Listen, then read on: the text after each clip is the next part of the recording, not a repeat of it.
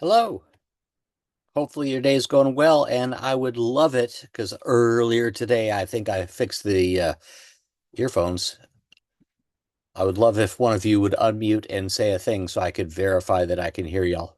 Hello. Hello. Yes. In case you were wondering what the hell, it's in Zoom. I believe I had the speaker set to the earphones directly rather than quote same as system, and the system is connected to these. But I won't swear that that's the case. It just seems to be the sort of problem it is. Anyway, let's just I love to do the sharing of the things, so let's share a thing. Boom. Now I should be sharing a whole frickin' screen. And where I'm at is I know this stuff, and I know your goal is to learn the stuff, or at least learn the stuff well enough to pass the test with the requisite grade. And so let's make sure that we're all on the same page. And maybe it would be a good idea for us to sort of talk about a couple administrative things first. One of them is this Thursday, yeah.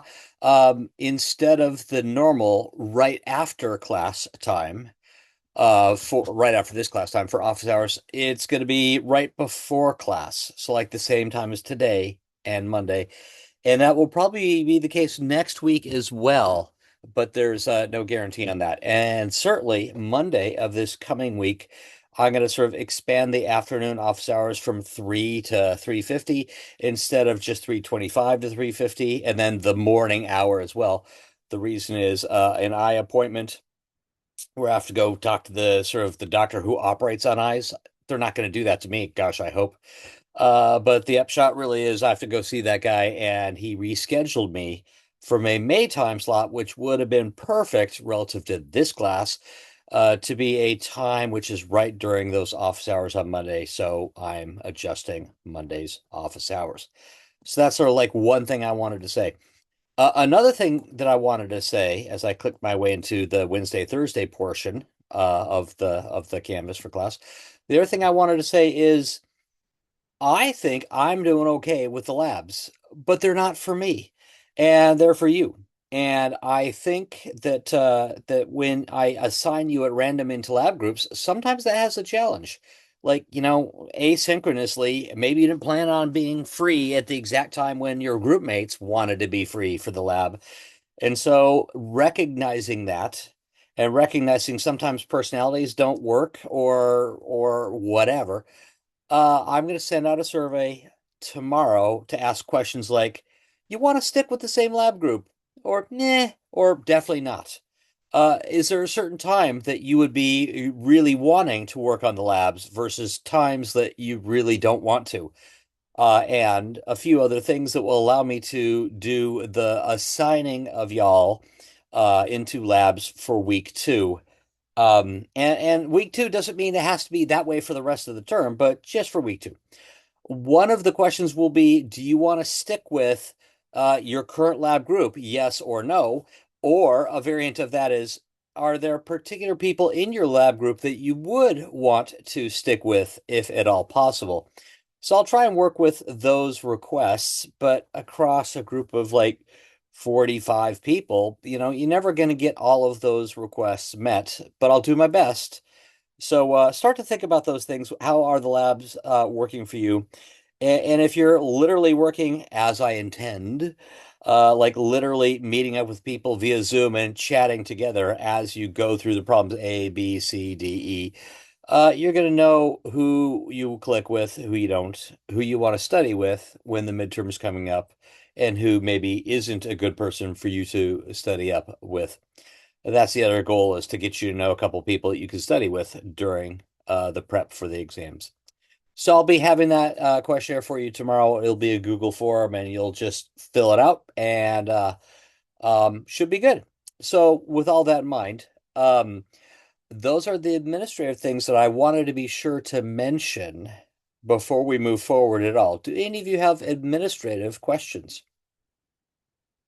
If we know people in the class through other means, what would there be like a chance to put their names and request to be in their group? that will be one of the questions is, are there any people in the class that you would specifically like to work with that aren't currently in a group that you're in? Yeah, definitely. Thanks, John.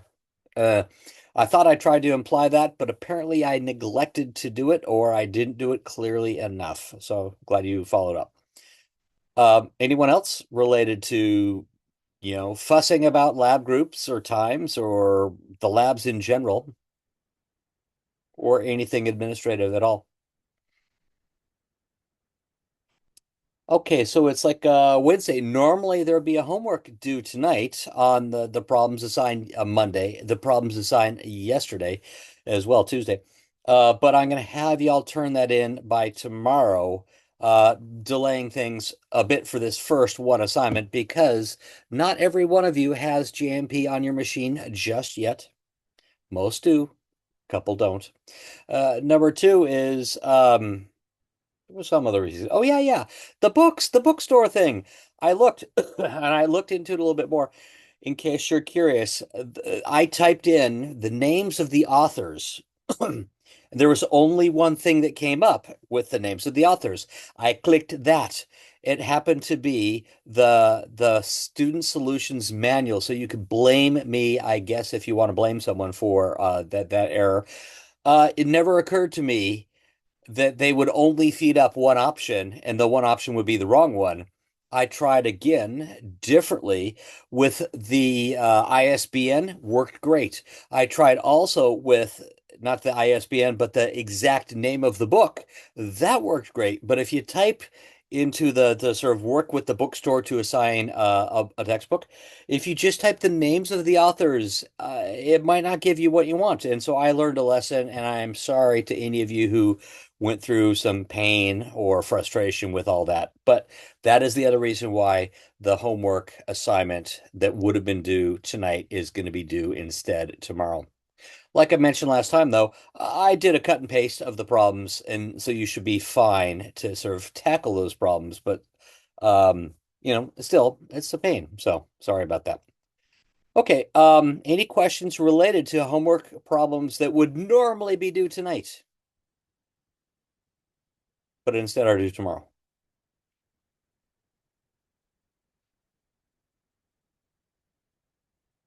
Okay.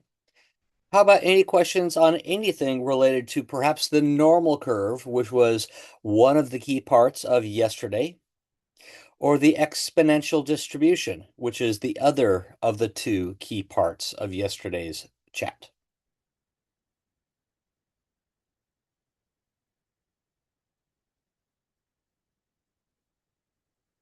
Well, I want to note that the normal and the exponential distribution are just two of the many discrete distributions. We will also talk about, besides normal, exponential, we'll naturally hit the Z curve. Oh, well, that's the normal. The T curve, the F curve, and the chi-square curve, but we'll hit those later on.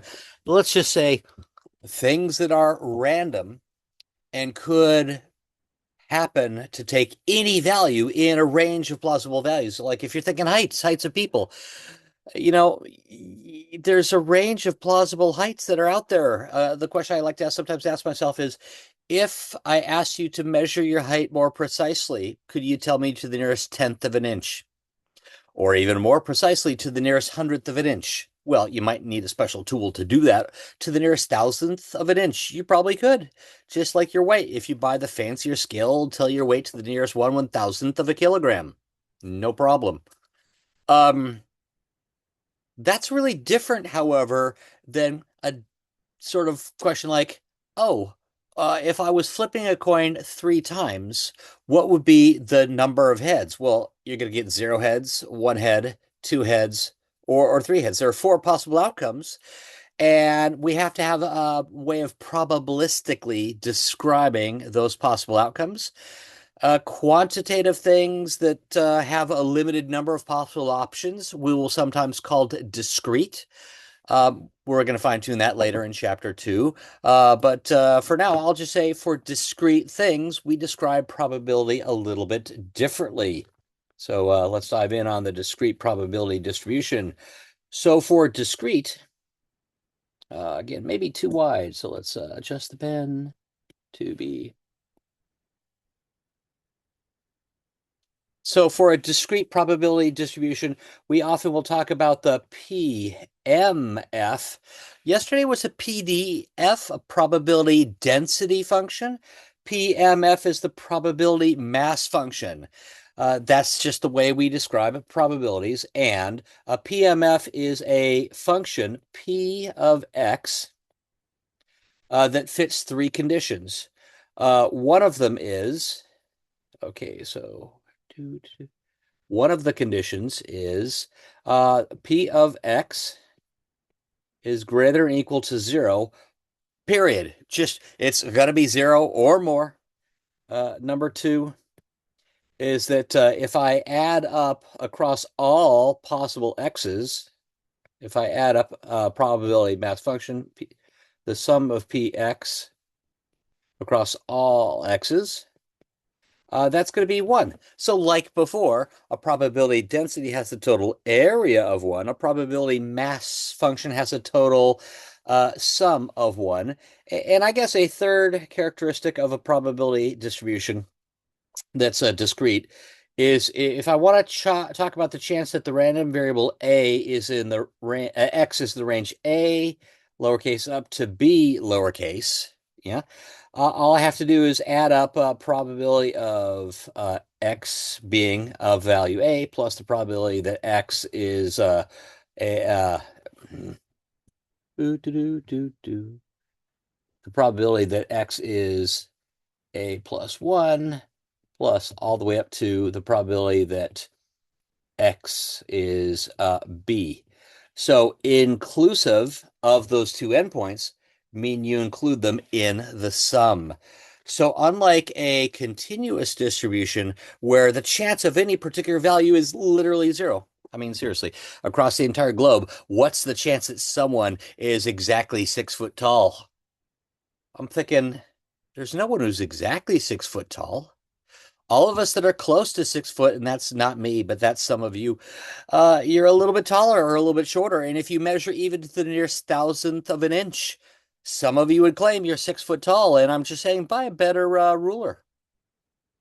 You're going to be a little taller or a little shorter. Once we get down to the microscopic level, there's none of us who are exactly any particular height. That is very different than if I ask you, how many siblings do you have? Well, it's 0 or 1 or 2 or 3, or if you're from a big family, like 12. Um, Sometimes people count halves, you know. What's the chance you have three and a half siblings? Well, in a blended family, I guess there could be a probability.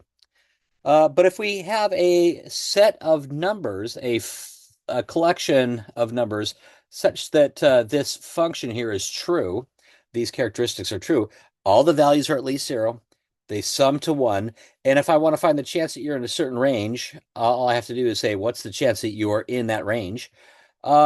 Just sum up all the chances from below to above, right? Including there. That is your probability distribution. So let's pause for a moment. Do you have any questions about the concept? Okay, so what I'm going to do is do a screenshot and then go into an example.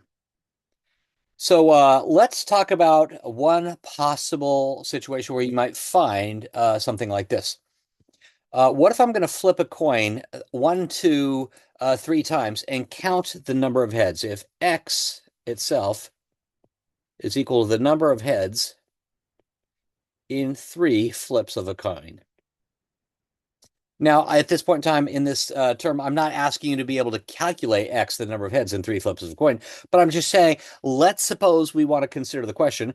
As long as I tell you all the possible values X that could occur with a probability greater than 0, any lowercase x that's not listed here, 0,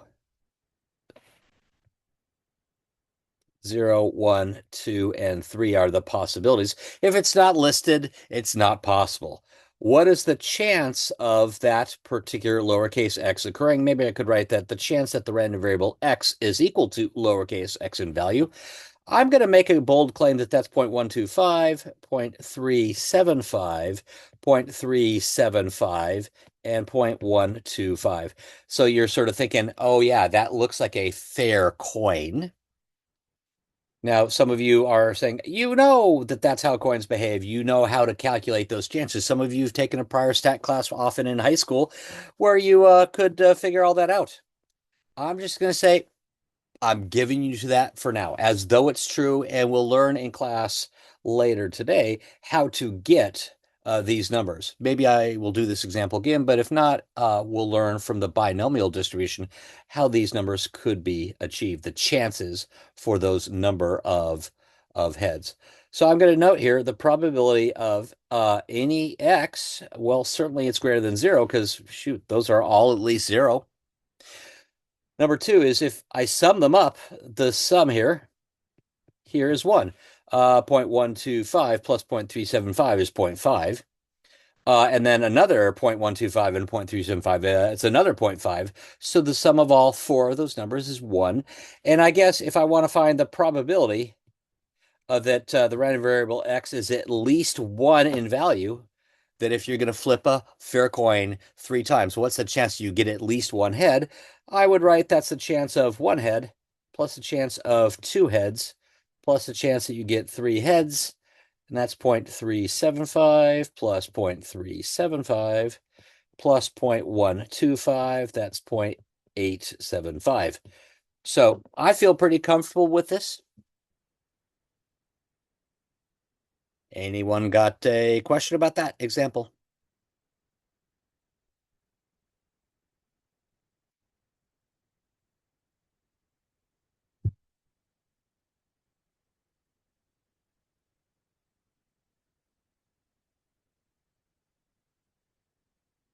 We could talk about then discrete distributions that aren't finite. Notice here we had 3 flips of a coin and there were 1, 2, 0, 1, 2, or 3 heads. What if I had flip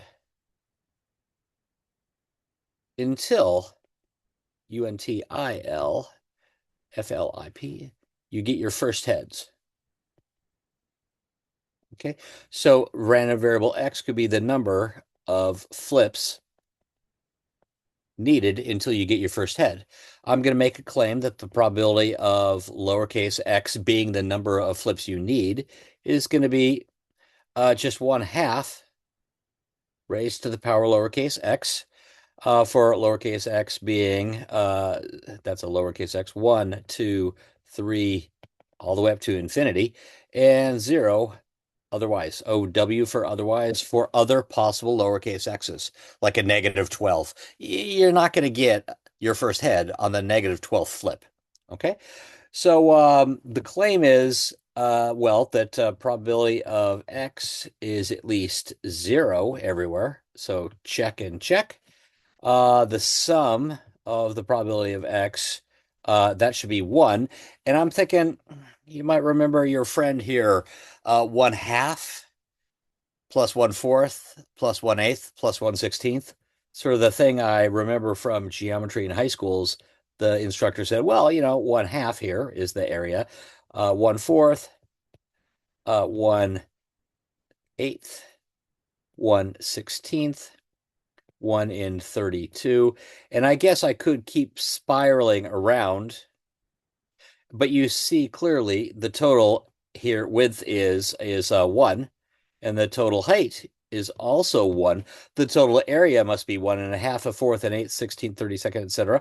That spirals in, and check. We've finished that part. And I guess I could say, what's the chance that you have more than 5 heads until your first flip? Okay, so the probability that x is greater than or equal to, no, let's change that a bit. Greater than 5. I said more than 5 heads. That could be written as the chance that you have 6 plus the chance of 7 plus the chance of 8. And I guess I could keep going forever. And that would take a little while if I was going to do that by hand. You could also note that this is, and I'm just appealing to something we'll formally tell you later, This is 1 minus the chance of, because the sum of all the probabilities has to be 1. This is 1 minus the chance of one head, the first head, the second coin, flip being the first head, plus the chance that the third, plus the chance that the fourth, plus the chance that the fifth. So we could, with 1, 2, 3, 4, 5 numbers added together, I could find the chance that it's flip 5 or fewer, the first, second, third, fourth, or fifth flip before we get that first heads. That subtracted from 1 will give me the chance that you have more than 5.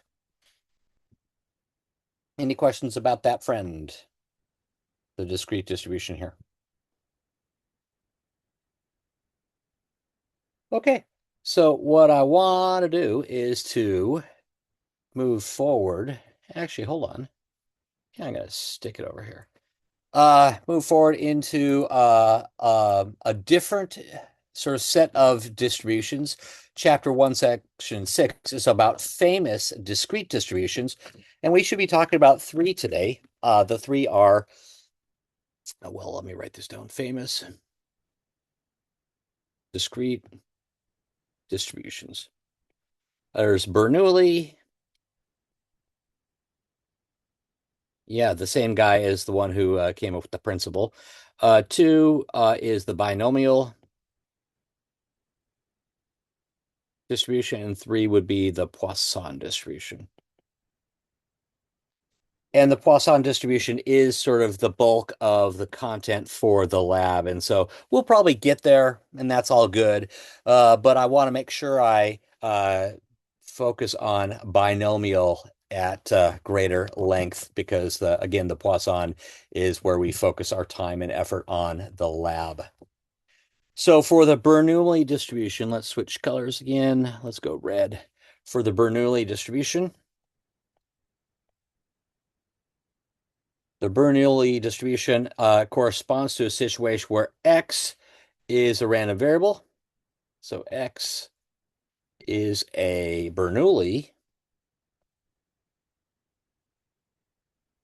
RV for random variable, if the probability that X equals lowercase x, sometimes we'll write that just probability of lowercase x.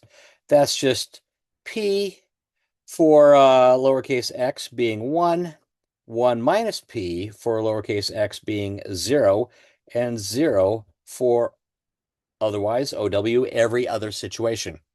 Bernoulli is like, oh yeah, it's a this or a that. You could think flip a coin. If you flip a coin and count the number of heads that you get in as a result of the coin flip, you've got a Bernoulli random variable. X, the number of heads, would be either P, I'm sorry, 1 or 0 with chance P or 1 minus P. P is sort of like the chance of, P is the chance of getting ahead, the chance of getting a 1. 1 being the number of heads, I think is a good way to think this one through. Okay, so let's switch colors again. Let me show you the Bernoulli distribution. It's a little bit different than those continuous distributions that had sort of like a shape. The Bernoulli distribution, it just literally, we're going to plot on the y-axis P of lowercase x, and it tells me then the chance. So 0 or 1 could happen. P here is the chance of a 1 happening, and 1 minus P is the chance of a 0 happening. So it looks as though this is like 2/3. And that's like 1/3 or so, the way I drew it. And we're just telling you these are the possible values, and those are the corresponding chances. So if we want to switch to the binomial distribution, it's a lot like a Bernoulli. It's like actually literally a collection of Bernoullis. Binomial is the sum of lowercase n Bernoullis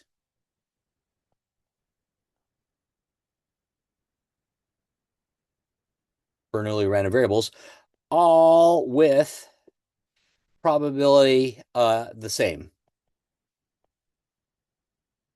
And I guess I should be a little bit more precise, and such that one outcome doesn't impact any of the other outcomes. So the chance of success has to be the same for every single one of the trials. And then also, they have to be independent of each other. So if the outcome of the first coin flip is going to guarantee the outcome of the second coin flip, because literally I don't flip it, I just flip it over exactly one time, that's going to guarantee it's not Bernoulli. The result of the second flip is completely dependent on the first flip. No, you have to literally pick up the coin, flip it in the air, and then look at it again. Okay. So, so basically what we're saying is, if I tell you n trials, P is the probability of success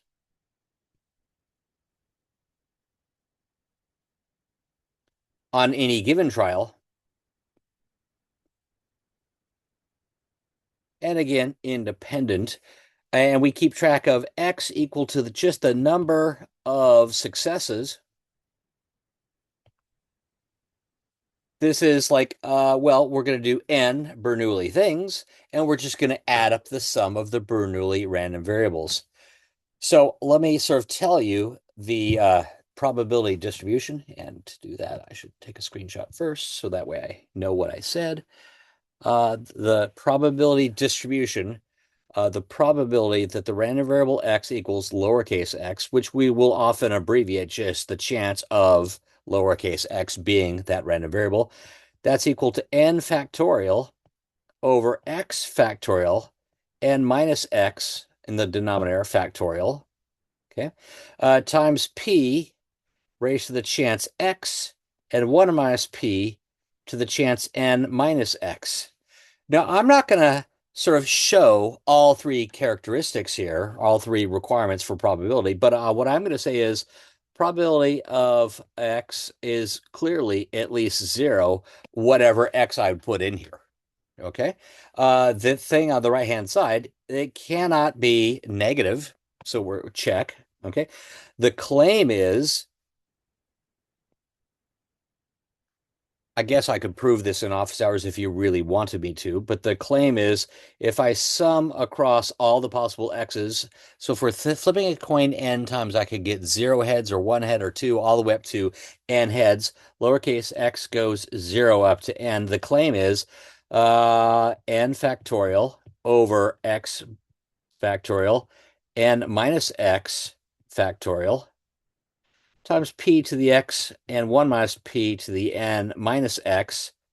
The claim is that that is equal to exactly 1. Sort of a cool proof. So it is a fun question for office hours if you want to show up and ask that question. I'd love to go through it. I think it's also in our textbook, but if it's not, it's sort of a nice thing to look up on the internet. Proof that the sum of binomial probabilities is 1. It's sort of a clever little trick. Okay, so I like that one. But let's talk about doing this. Darn it.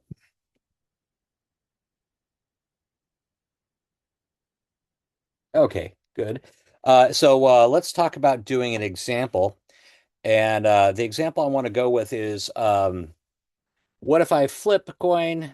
Where use the pen, do in blue, flip a coin. Let's go with 7 times. What is the probability of exactly 4 heads? Of 4 heads. So shouldn't be too hard. We're just going to implement the equation, and that would be, well, 7 factorial over 4 factorial, 7 minus 4, sometimes called 3, factorial. That's all in the denominator. Times, well, if the coin is a fair coin, I'm going to go with a chance of 1/2 to the power of 4, okay? And the chance of it not coming up heads is 1 minus 1/2 to the power 7 minus 4, or if you will, 3. Now, the question is, what is that probability? I'm sure this is a calculator problem that you could do. I want to, at this point in time, switch gears and rely on JMP's probability distribution calculator. to find that chance. Okay, so let's sort of open up that probability distribution calculator. And I apologize that it's going to be appearing in an inconvenient location, like right there with the content that I was working on. I apologize for that. All you got to do is pick the name of the distribution, binomial. It's a famous and named distribution, so I'm going to go binomial. I have to tell you, zero point 0.5 is the chance of a heads. We can fiddle with that later, but we're going to try it exactly 7 times. And here's the distribution of the possible outcomes. I could, if I'm flipping a coin 7 times, I could get no heads. 1, 2, 3, 4, 5, 6, or 7 heads. If I want to sort of find that chance, I would say, well, I want to find the chance that we're somewhere in a range of values between A strictly greater than A and less than B. So we talked about finding a chance of exactly 4 heads. That means it has to be strictly greater than 3, but less than or equal to 4. Darn it, I'm going to have to put in the 4 first, and then 3 is then the second term that I add in. So literally, I'm telling you, what's the chance that I have more than 3 heads and fewer than 4? That chance is 0.2734. Now, I know some of you are quick with the calculator and factorials and probably already did this, and you're not surprised because the computer got the same answer as your calculator did. Yay. Okay. Easy? Yes. Quick question. What if it was a biased coin? And just for fun, I like to sometimes talk about those because if you go to Greece and get a €1 coin in Greece, there's something about it that if you stand it on its edge and spin it, flick it, it sort of spins around, the chance of a heads is less than 50%. It's actually closer to 30%. So what if this was a Greek euro and I'm spinning the Greek euro? What's the chance that I would get exactly 4 heads in the 7 spins if I'm spinning my Greek biased euro? We can find that chance, 9.7%. Easy to do it with the probability distribution calculator. Y'all good?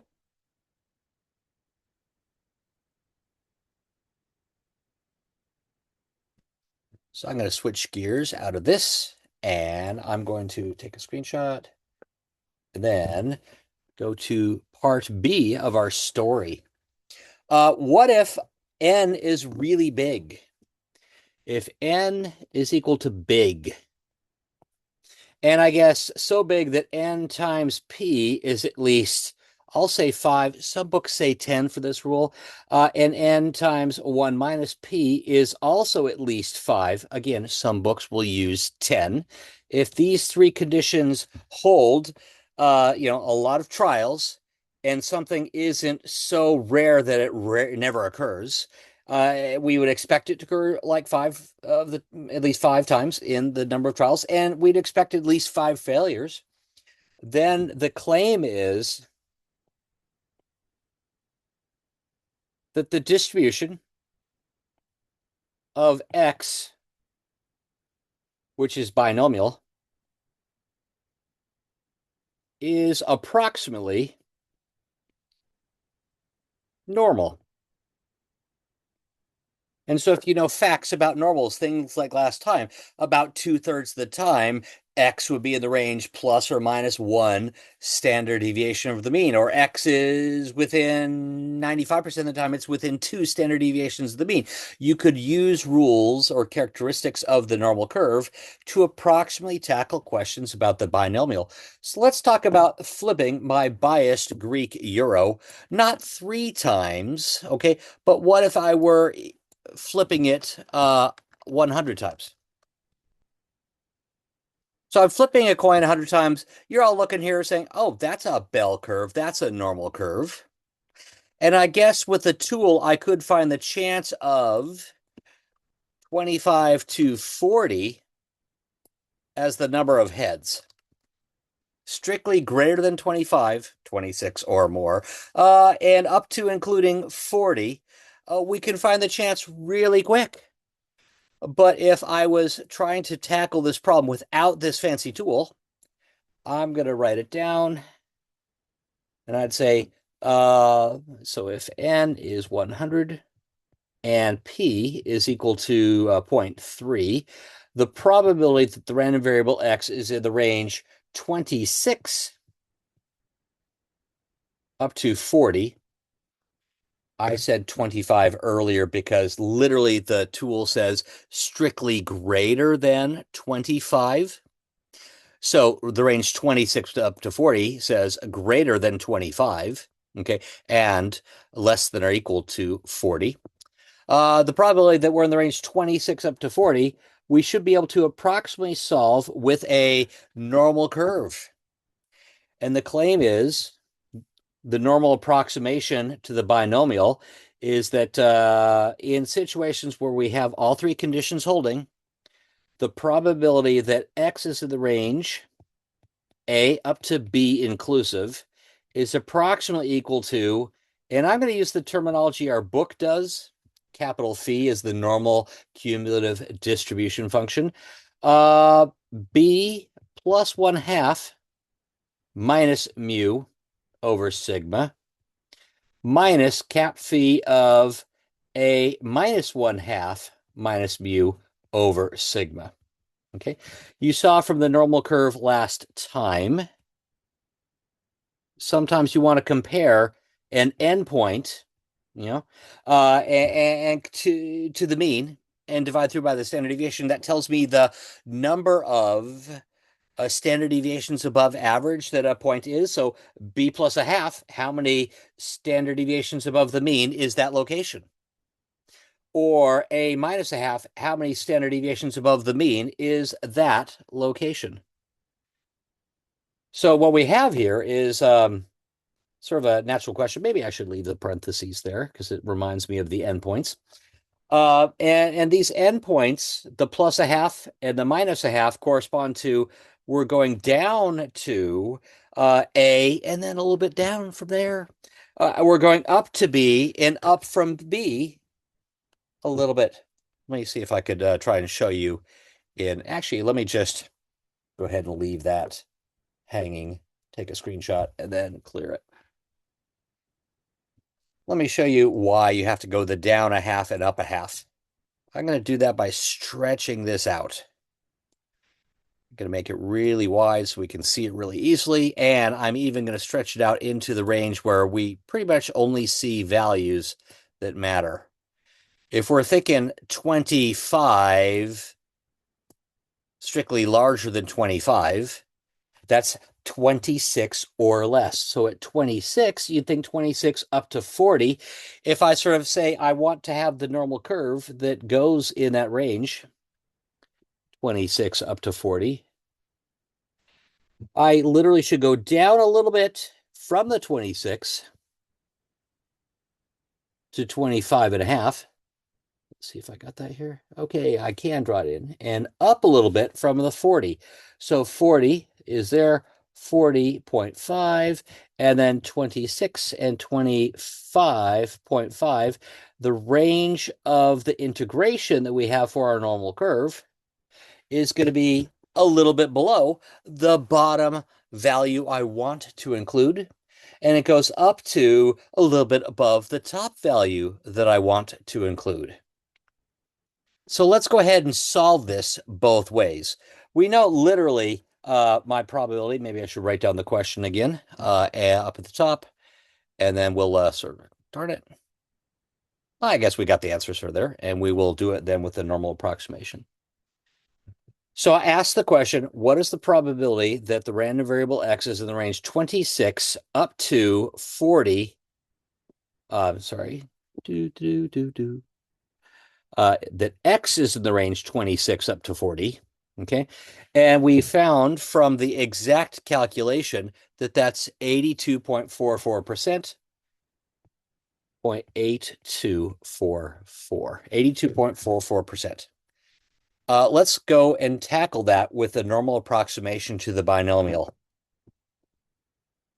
And some of you might be thinking, Well, why would I ever do this if I've got a computer that could find the number exactly? Well, you're sometimes going to talk about back of the envelope calculations where you literally have just a little bit of space, a little bit of time. Maybe you could do the work in your head, and you want an approximate answer that will allow you to move forward with some confidence, even though you're going to go back and get the exact answer later. You want a ballpark answer. And so we could maybe do this with the normal curve alone. You're more likely to have a normal curve on your calculator than the binomial distribution. Although if you got a TI-84 or later, you probably have both. I'm just going to say we want you to learn the things. Okay. So the claim is that this is approximately equal to capital phi of 40.5 minus mu over sigma minus capital phi of 25.5 minus mu over sigma. What is mu? Mu, the mean is just n times p. And that makes sense. If you're going to flip a coin, a fair coin, 100 times, you should get about 50 heads. If you're flipping a biased Greek euro that comes up heads about 30% of the time, you'd expect about 30 is the typical number of heads. The central value, the mean value, is going to be about n times p. And sigma, the standard deviation, is equal to the root of n times p times 1 minus p.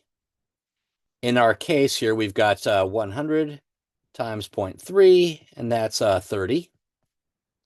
And the root of, I'm going to need a little bit of calculator help from one of you here, 100 times then 0.3 times then 1 minus 0.3. Some of you are thinking, oh, you already know that's 0.7, so 0.3 times 0.7 is 0.21. 100 times 0.21 is 21. The root of 21 is more than 4, less than 5. What is the actual root of 21, please?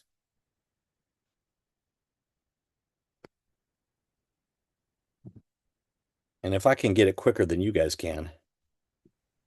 4.5. 4.58?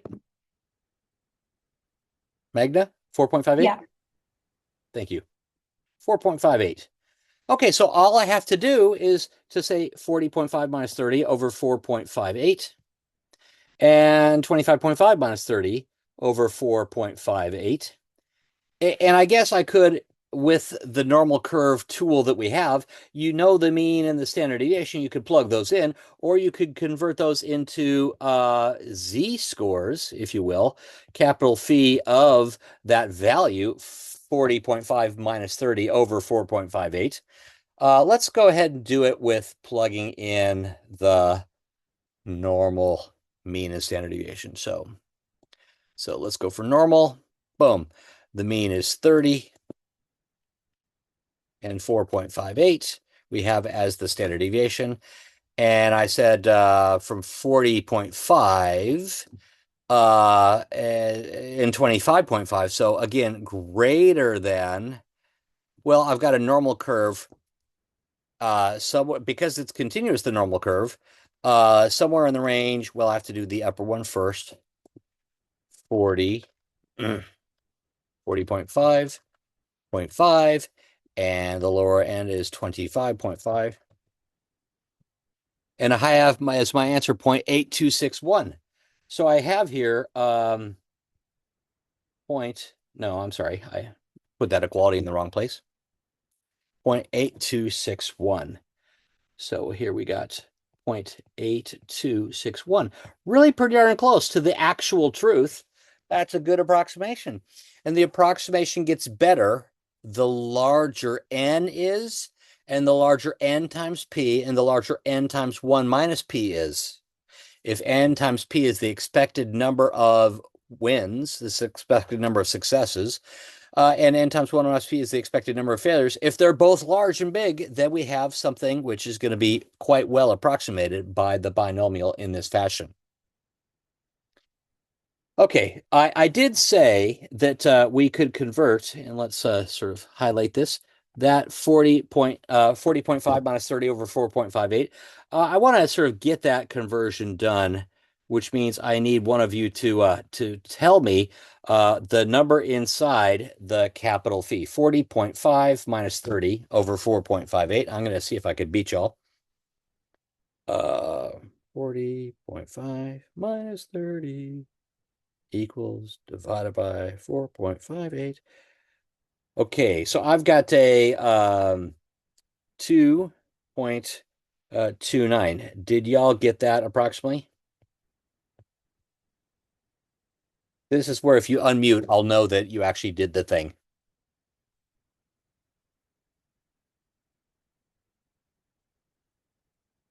I'm so impressed. Okay, cool. So what about the 20.5 minus 30 over 4.58? I'm going to try that one. 25.5 minus 30 divided I by, got negative 0.98. yeah, 0.98 and negative, like you said. Thank you. Appreciate that. Negative 0.98. So let's verify if we use the normal curve. That way, we're going to get the exact same answer. So what I'm going to do is erase the middling bits. And let's suppose you just wanted to solve it sort of the most of the way on paper, and you're going to use just the standard normal distribution. Standard normal distribution is one where you have a mean of 0 and a standard deviation of 1. And I would simply need to put in my upper value of 2.29 and the lower value be negative 0.98. So let's go for negative 0.98 and pause upper value 2.29. And look at that, 82.54. Really close. There was probably a little bit of extra rounding that occurred. When I told you 2.29, when you told me negative 0.98, if we kept some extra digits of precision, we would have gotten closer to the 82.61. But I'm saying all three of these are really pretty close. I'm really very happy. So, yay. Any questions about the normal approximation to the binomial?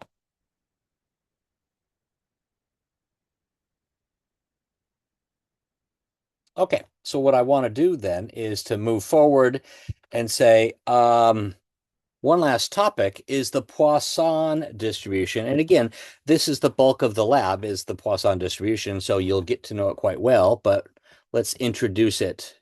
And I'm going to say the Poisson distribution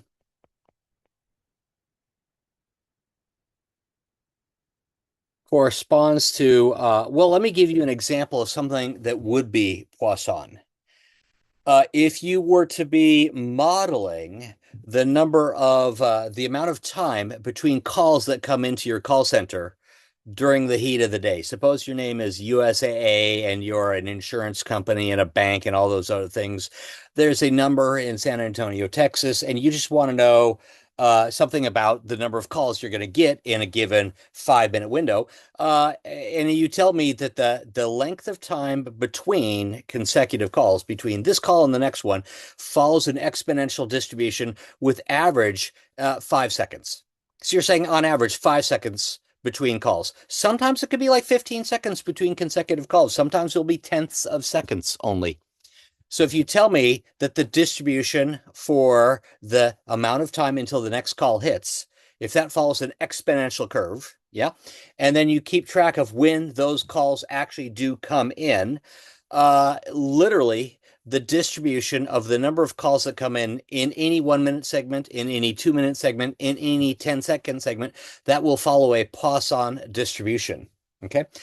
So, how many calls could actually come in a 5 minute segment? Well, you're sort of thinking the values for X, well, the number of calls that could come in could be 0, 1, 2, 3, shoot.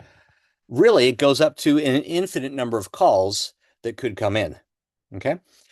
So I'm sort of thinking if the number of possible outcomes is infinite and they are the non-negative integers, and if furthermore, we have the distribution of the discrete distribution of X is corresponding to, and I'm going to write this down carefully, the probability that the random variable X is lowercase x in value, or sometimes we just write the chance of X being lowercase x, ignore the capital part. I'm going to write that as e to the minus lambda times lambda to the power x over x factorial for lowercase x being 0, 1, 2 non-negative integers, keep going up forever, and 0 otherwise. And I guess lambda itself, I did say something about lambda being the typical amount of time between consecutive calls. I'm going to say lambda has to be greater than, no, lambda has to be strictly greater than 0. Okay. So if that's the distribution that we have, if I tell you lambda, I've pretty much told you everything about the chance of any particular possible outcome. So let's try an example. What if lambda is equal to 1.75? So if lambda is equal to 1.75, maybe I'll sort of switch to the next page here. If lambda is 1.75, clear. If lambda is 1.75, I might want to know what's the chance that x is greater than or equal to 2. And I guess I could write that as the chance that it's exactly 2, plus the chance that it's exactly 3, plus the chance that it's exactly 4, plus, if you get typically, 1.75 calls in during a unit of time, what's the chance that you have at least 2 calls? Uh, you're thinking, well, if I know the sum of all the possible x's, x goes 0 up to infinity, p of x, if I know that that's 1, most of them are right here. So the chance that x is greater than or equal to 2 is 1 minus the chance that x is less than 2 strictly, which is the chance that x is 0 plus the chance that x is 1. And that's the easiest part to solve for. Solve for 2 things, not an infinite number of things. It'll take you less time. That was a joke, because if you take an infinite number of time, that's going to take a long time. Okay, so I could plug in the numbers according to my probability distribution. I here have just 1 minus, well, the chance of 0 is e to the minus lambda, which is 1.75, times x, which is, I'm sorry, e to the negative 1 side. Uh, I'm sorry, apologize. Got to flip pages in my notes. Make sure I do this correctly. Uh, times lambda, then 1.75 to the power x 0 over 0 factorial. And 0 factorial is just 1, so we don't worry about the 0 thing down there. Normally, you would be a little worried about 0 in the denominator, but 0 factorial, kosher. So we got e to the negative 1.75 times 1.75 to the power 1 over 1 factorial. And you're thinking, you chose this example because it works out easy, the math does, because yeah, it does. It's e to the minus 1.75 plus then e to the minus 1.75 times 1.75. And I could do that pretty darn quickly. So, well, I don't know. We could do that by hand, or heck, you could use the probability distribution calculator if you want to. I guess I would have to say use the uh, Poisson, Poisson, Poisson, and I put in my mean of 1.75. And I'm going to tell you, you want more than or equal to 2, so x must be strictly greater than 1. So the chance of being more than or equal to 2 is 0.5521. Easy to do. I had just looked over my shoulder and noticed that it is past the hour. I apologize for that, going a little bit long. That's why I quickly shifted gears to using the probability distribution calculator, but you'll have enough practice with that yourself. I wanted to finish this by hand, but not at the moment because we are done out of time. I apologize for, again, running late. I'm going to hang out here for a couple minutes if you got any additional questions. Otherwise, you go, you do the lab with your group, and then tomorrow make sure you get hold of me and let me know your preferences on groups and group work in time of you working on group work and all that good stuff. But I'm going to hang till you are all out of the room, or I tell you I'm done. What's the multiplication symbol in that next, right? Yes, good point. Let me and I haven't changed this up yet. I still have, yes, I'll go with times 1.75. So thank you for that clarification. I appreciate that. Yeah.